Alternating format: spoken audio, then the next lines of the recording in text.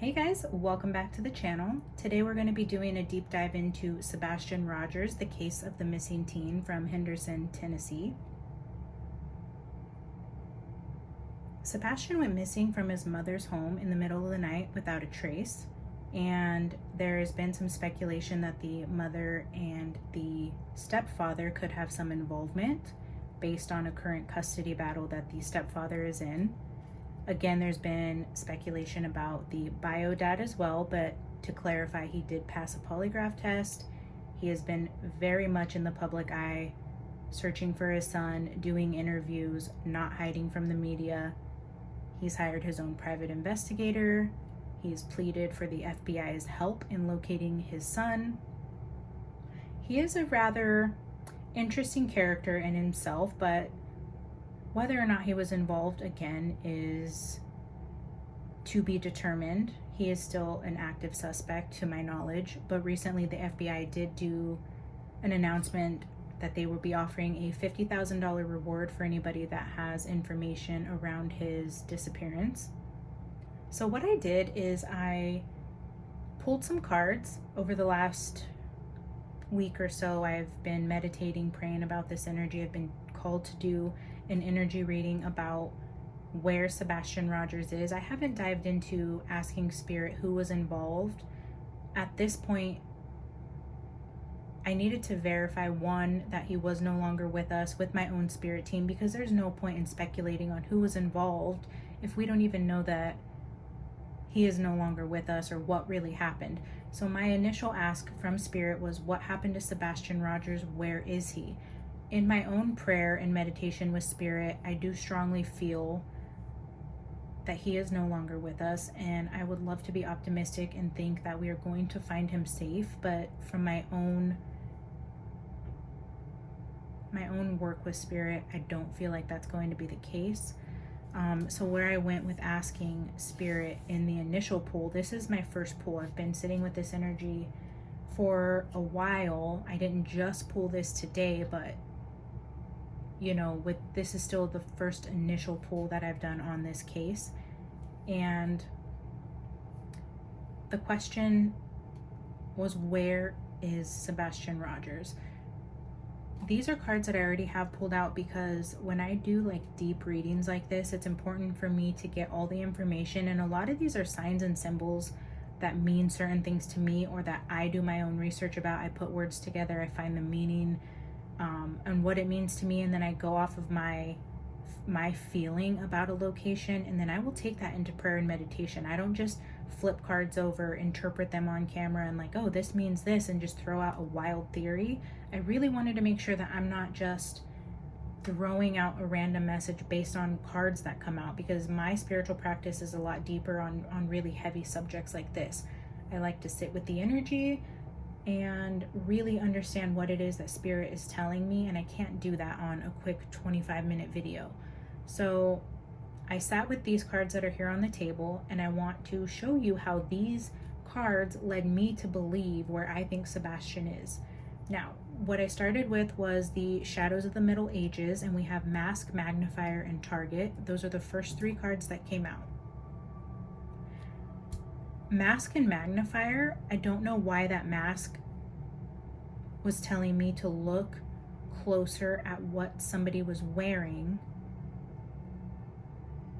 the night that he disappeared. So I don't know who that's referring to, or what exactly that's going to translate to as this progresses, but there's going to be a need to look closer at an article of clothing, whether that be on Sebastian, somebody who was involved, or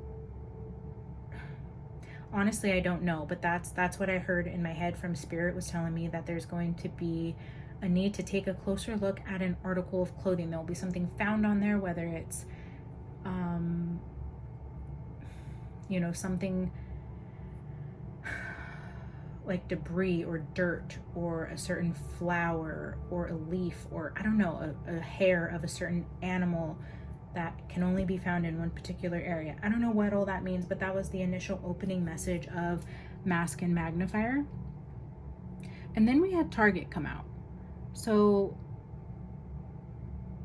Target is where kind of this whole thing came together for me, was with the Target, because after Target I pulled these 3 cards and I sat with that energy for a while. I was getting something about an article of clothing, and then the Target, it was saying, like, initially I thought, okay, yes, that's gonna be like bullseye. There's going to be something found on an article of clothing, but then in meditation it's like, no, there's more to the Target.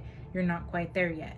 So I started pulling out all the cards. I said, okay, I'm going to pull what I feel is the right amount of cards from this deck, and then, you know, after I pulled Lock, this was my indication to stop. So this is where I stopped with these cards. After I pulled these cards, I was intuitively called to use my spiritual symbols deck to accompany the shadows of the Middle Ages. Now, this is what I have. I'll read them for you. We have Mask, Magnifier, Target, Child, Tunnel, Pearl, Ship, Gate, and Lock. Now, after I pulled these cards, this is where I left these messages, and then I pulled these 5 cards up at top from the spiritual symbols deck. We have Compass, Arrow, Horseshoe, Anchor, and Environmentalist.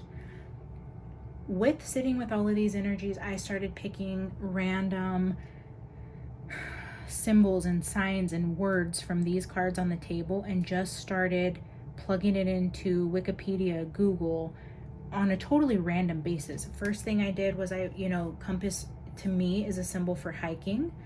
Of course, I'm sure that's a symbol for a lot of people with hiking, but that's my symbol for hiking.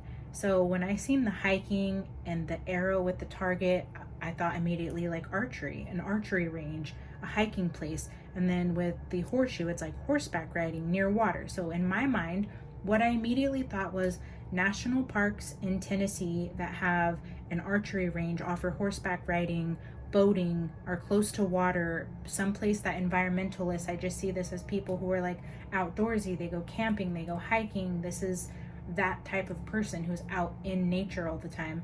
So with those cards on the table, I was feeling, okay, where are national parks in Tennessee? I didn't do any sort of direction, north, south, east. I didn't care what relation they were to Henderson.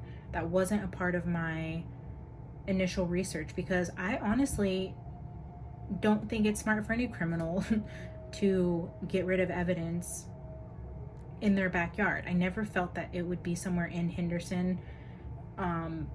Anyways, trying to stay on track here. So much to give you guys, but so the start of my research started around national parks that offer, some sort of like hunting or archery or horseback riding, but I really wanted it to include all of those things. So I was going through my list, looking at things. I did find a couple national parks in Tennessee that do align with what I'm seeing on the table, but then I took it further. I'm like, okay, clarify tunnels and pearls. So then I looked what freshwater river in the US has the most pearls. So, I know that rivers are freshwater. Pearls are usually found in an ocean. And anyways, I know this is more about a river than an ocean. So with the water and the tunnel and the pearls, I'm thinking, okay, where do the most freshwater pearls come from? And then in my search there, it came up the Tennessee River. I'm like, okay, perfect. The Tennessee River. I jotted that down. From there, I was looking at tunnels. I'm like, where are some underwater tunnels or tunnels underwater in Tennessee? What I found was the Lost Sea, which is that it's like an underground cave. You go underwater and they have, like, it's an attraction you can go visit in Tennessee. It's in Sweetwater, Tennessee. Really cool place. I didn't even know this place existed. I'm like, wow, that's fascinating. So then I don't know why, what I wrote down was Sweetwater. So then I'm like, okay, for whatever reason, the Tennessee River and Sweetwater were important in relation to this national park. I know based on my feelings, my heart, my intuition, and what I know that Spirit is telling me is that this isn't a national park, and this is going to be someplace that has all of these activities, and someplace near a river where pearls are produced. With the tunnel, I took Sweetwater Tennessee from that. So that led me to where I believe the national park will check all of these boxes. So now I'm sure we're near a river, has something to do with water, hiking, archery, horseback riding, boating, camping, okay? All of those things are highlighted to me in terms of where this place is.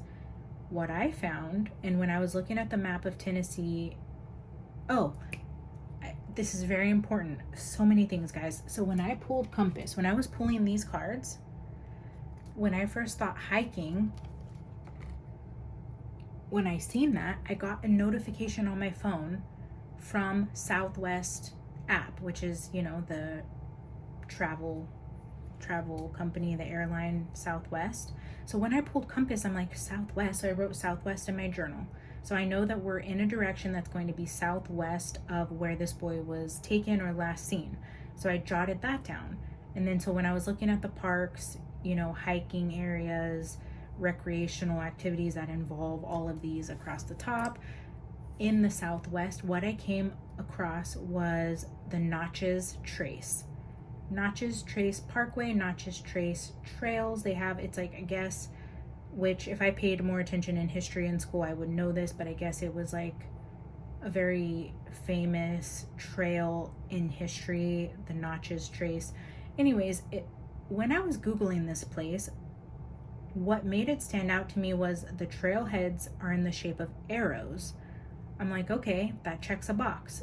And the Natchez Trace has an archery range. They have horseback riding, they have boating, they have camping, they have fishing, they have hiking. So then when I seen the Southwest and the Compass and the hiking, I thought, okay, there's an emphasis on hiking in this park. So what I did was I went to the national parks page and I looked up hiking trails in the Natchez Trace area in Tennessee, because I guess this trail goes through a few different states.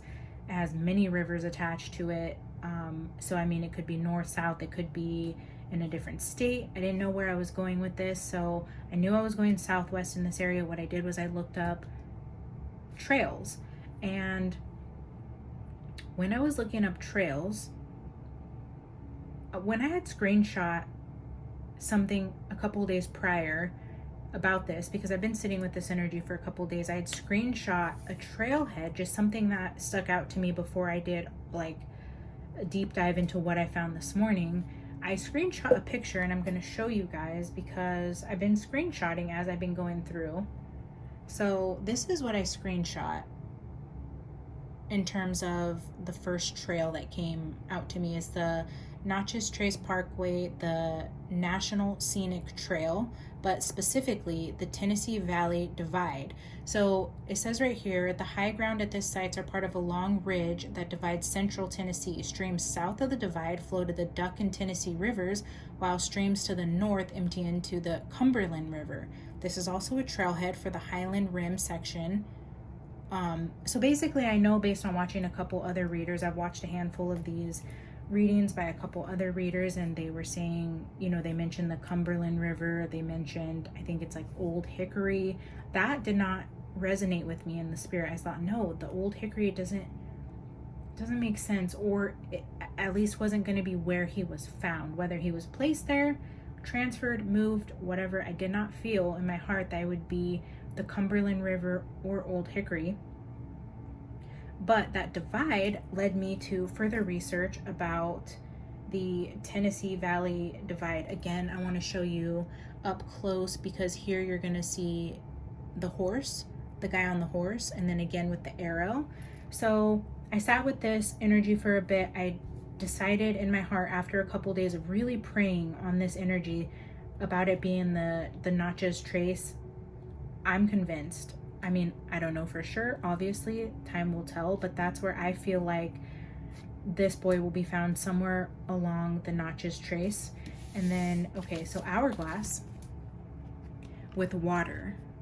I feel like this has to do with timing of the river flows, and I don't know much about like river basins and water basins and how different bodies of water connect to different bodies of water. But what I seen with hourglass and water was it's specific to a timing of when bodies of water connect or spill into other bodies of water that is critical for when they're going to find his body. So that's going to be significant. I think it's going to be at a time when the water is stagnant or slowing down. It's a slow movement of water, and I do feel like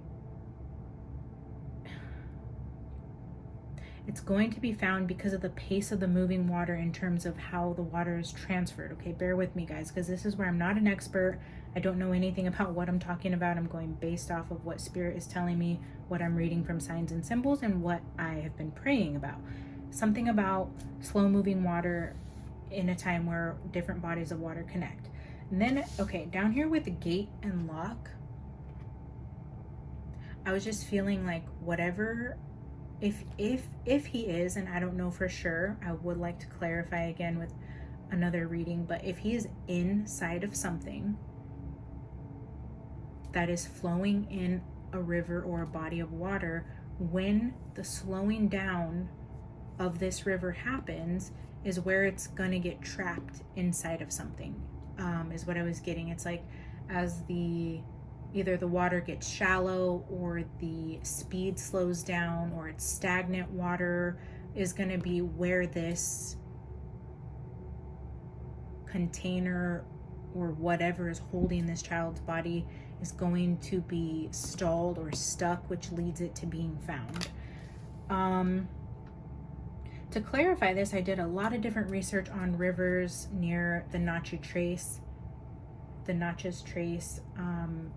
there's different rivers, right? Cumberland goes through there. We have the Ohio River, the Mississippi River, the Tennessee River is nearby, the Duck River, all these different random bodies of water, you know, shallow ponds and lakes, and just so many different things. And the trace goes so many different miles, right? It's like, okay, let's narrow it down to where exactly this could be. I pulled a couple archetypes because at this point I had pulled no archetypes, and I always start with archetypes. There's a reason why I pulled the archetypes after all of this was on the table. So the river was pulled, absolutely incredible. I can't convince you guys that I pulled that out of a huge deck, you know, organically, but believe me or don't, river came out, but the sword came out. Now, initially, one would think, okay, was he stabbed? Was this the weapon of choice? I don't feel in my heart he was stabbed. Maybe he was. Again, I try to take my feelings on the matter out and go based on what Spirit is showing me. Maybe it comes out he was stabbed. I don't know. I didn't feel that in my heart. I felt like the sword was more symbolic for something. And then with the river, so I thought, okay, is this an indication of which river? Because I knew it could be different rivers. The Tennessee River was highlighted to me based on the pearls and the mussels that are found, and freshwater pearls are found in the Tennessee River. So I'm like, okay, maybe it's not the Mississippi or the Ohio, maybe it is the Tennessee River. But then I researched the sword with the river, and what I put into Google was the Sword River in Tennessee. These are just words I'm putting together, right? No meaning to me. I don't know anything like that exists. I want to see what Google tells me about the Sword River in Tennessee. So when I did the Sword River in Tennessee, which I'm going to show you guys on my phone, we're going to do it together because this is absolutely incredible. The Sword.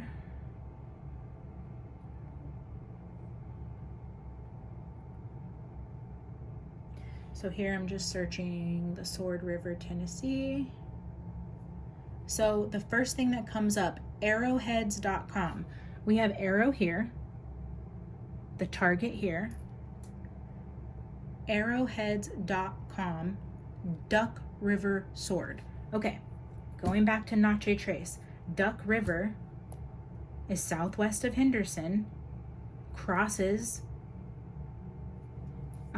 with the Natchez Trace in Tennessee. And when I go back to, I'm sorry, oh my gosh, it's crazy how I get to these things. So from there, you know, I was remembering this post here, right? So this says right here, it's a ridge that divides central Tennessee. If you go south, the divide flow south of the divide flow to the Duck and Tennessee rivers. If you go south, it flows to the Duck and Tennessee rivers. So when I got the compass and the notification came from southwest, if you're looking at this Tennessee divide, if you're going north or south, I believe north is the Cumberland River to the Ohio River, but south would be the Duck River to the Tennessee River.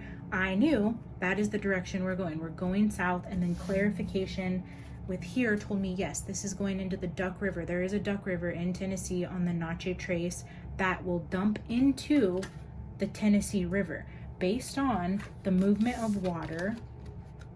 I forget what this is called. Is it called like water basin or like water?